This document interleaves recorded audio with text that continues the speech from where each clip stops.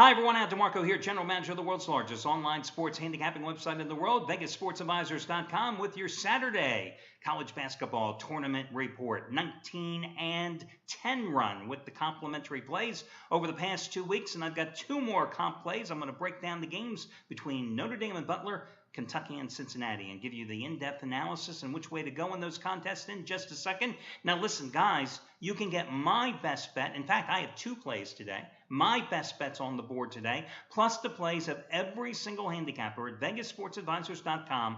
Over $800 worth of action today for free, no strings attached, simply by checking out the one-day free all-access trial pass over at VegasSportsAdvisors.com. Why do I do it? Because I believe that I put together the greatest group of handicappers that can make you money on the consistent long-term basis.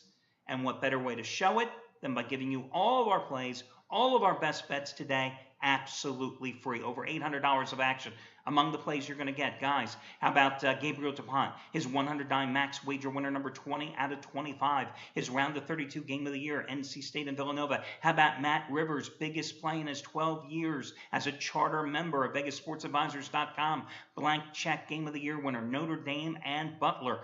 All the plays, all the handicappers today for free, no strings attached. Check it out, the one-day free all-access trial pass over at VegasSportsAdvisors.com. Now, let's get to your complimentary plays. First of all, I am not at all concerned with the fact that Kentucky looked so sluggish against Hampton in the other night, not even coming close to laying 147 points against the Pirates in that game. Of course, I'm embellishing it a little bit. They were only laying like 117, but still, 79-56 win over Hampton. You take it for what it is, and what it is and what it was meant nothing.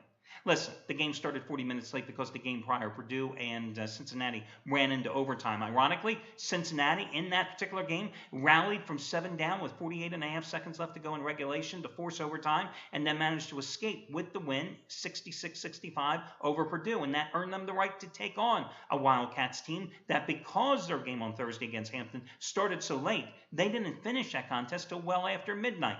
But Kentucky, obviously, the home court advantage. I know Cincinnati and Lexington are both relatively close to Louisville, but let's face it, you think there's a lot of Cincinnati fans in Louisville today, or a lot of those wearing Kentucky blue? It's the Wildcats' domain, and the Wildcats should roll here, because I think the most critical factor when I reviewed the box score of the Purdue-Cincinnati game is this. Cincinnati was out-rebounded by a bigger Purdue team, 51-38. If the Boilermakers can out-rebound you by 13, what are the big bad Wildcats going to do to you with all their size along the front line? So I'm going to go with Kentucky laying the 17 points, which the way I look at it is because you had Kentucky playing sluggishly against Hampton, and because you had Cincinnati, known for their defense, blah, blah, blah, coming back for the overtime win against Purdue, you've actually seen the odds makers overcompensate here by reducing the price in this game, because I really think Kentucky should be laying at least 20.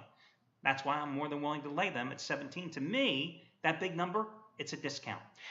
Notre Dame minus 4.5 over Butler is your other play. Listen, the Irish did not look good, needless to say, and barely holding on and getting by Northeastern from the Colonial Conference 69-65 in their tournament debut on Thursday. But at least they were not one and done like 3 of their last 4 dance card appearances.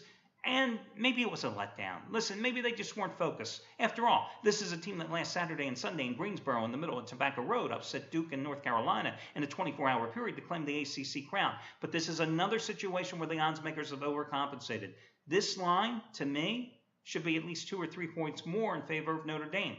The Irish are a much better team than Butler.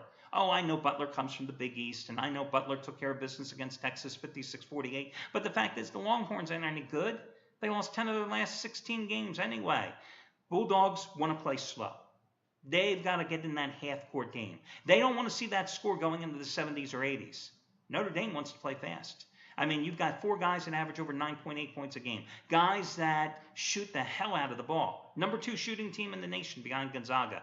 Notre Dame needs to get their offense in gear, and I think they will after struggling against Northeastern. So to me, 4.5 points against Butler is a cheap lay. And I'm going to go with Notre Dame as your other complimentary play. Best of luck, guys. Wish you well, and I'll talk to you again on Sunday when we do this one more time here on Roku and VegasSportsAdvisors.com.